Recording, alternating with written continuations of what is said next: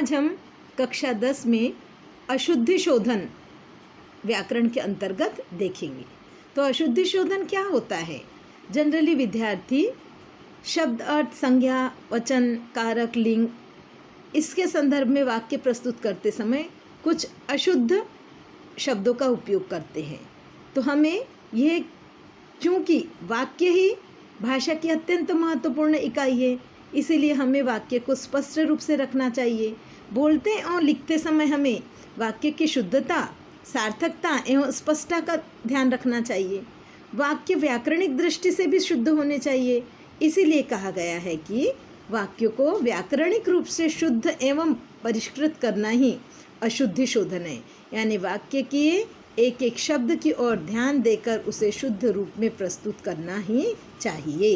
अब कुछ वाक्यगत अशुद्धियाँ कौन सी होती है यह हम देखेंगे।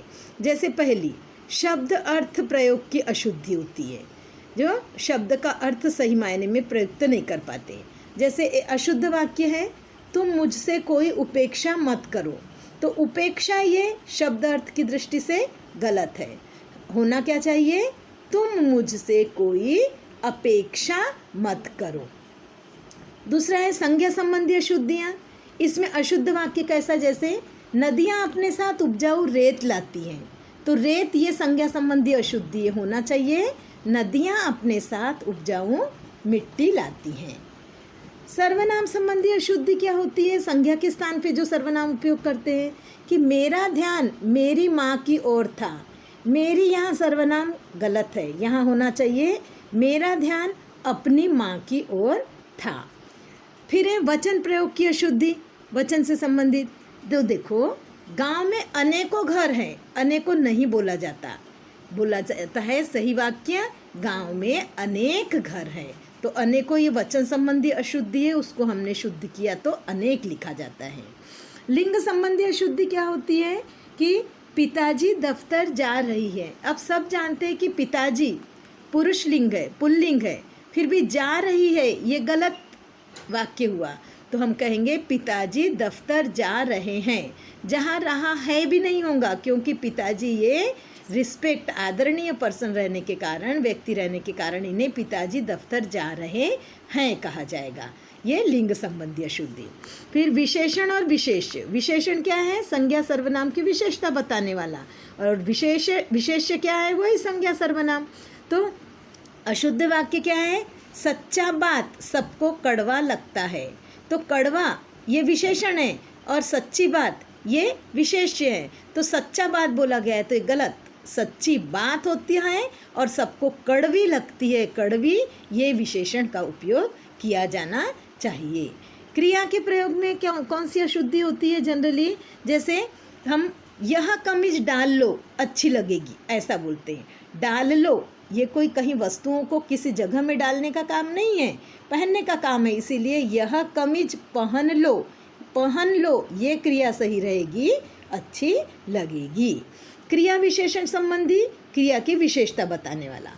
तो वह बड़ा दूर चला गया, चला गया ये क्रिया है, और बड़ा दूर ये क्रिया विशेषण, ये बिल्कुल गलत है। होना चाहिए वह बहुत दूर चला गया। तो बहुत दूर ये क्रिया विशेषण होना चाहिए।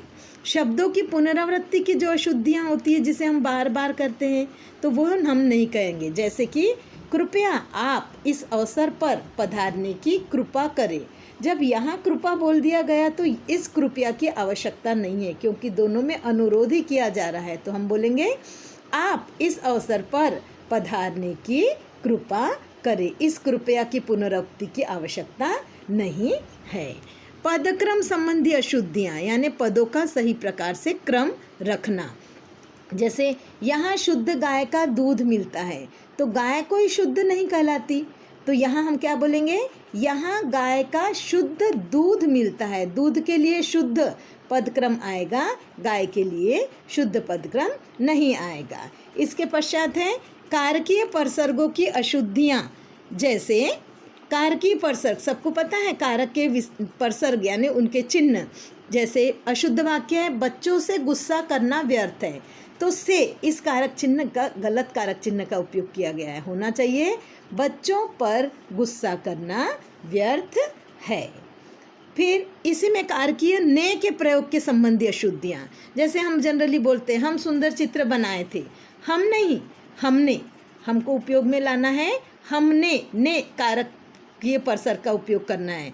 तो हमने सुंदर चित्र बनाया था, और बनाए बोलना है तो हमने सुंदर चित्र बनाए, यहीं पूर्ण विराम लग जाएगा। फिर है विराम चिन्ह के प्रयोग संबंधी अशुद्धियाँ, जैसे कामायनी एक कालजयी रचना है। अब कामायनी एक कालजयी रचना है, इसमें सिंपली लिख दिया, ये अशुद्ध वाक्य हो गया। कामायनी ये जयशंकर प्रसाद द्वारा लिखित उपन्यास है, तो इस उपन्यास के लिए एक पुस्तक है स्पेशल विशेष, तो इसमें इकर उदाहरण चिन्ह को लगाना पड़ेगा, ये विराम चिन्ह, और फिर लिखा जाएगा एक कालजयी रचना है। तो ये विराम चिन्ह संबंधी अशुद्धि हमें समझ में आती है। फिर मुहावरे संबंधी अशुद्धियाँ, जैसे पुलिस को देखते ही लाला के चेहरे पर हवाइयाँ दौड़ने लगी। हवाइयाँ दौड़ती नहीं है, मुहावरा क्या है, हवाइयाँ उड़ना। तो क्या बनेगा वाक्य, पुलिस को देखते ही लाला के चेहरे पर हवाइयाँ उड़ने लगी। दौड़ना अशुद्ध है, उड़ने लगी शुद्ध है। इस प्रकार अशुद्धि शोधन वाक्य के अंतर्गत अशुद्धि शोधन को हमने देखा। अशुद्ध को शोध कर शुद्ध वाक्य का प्रयोग हमें करते आना चाहिए। 6 मिनट 34 सेकंड।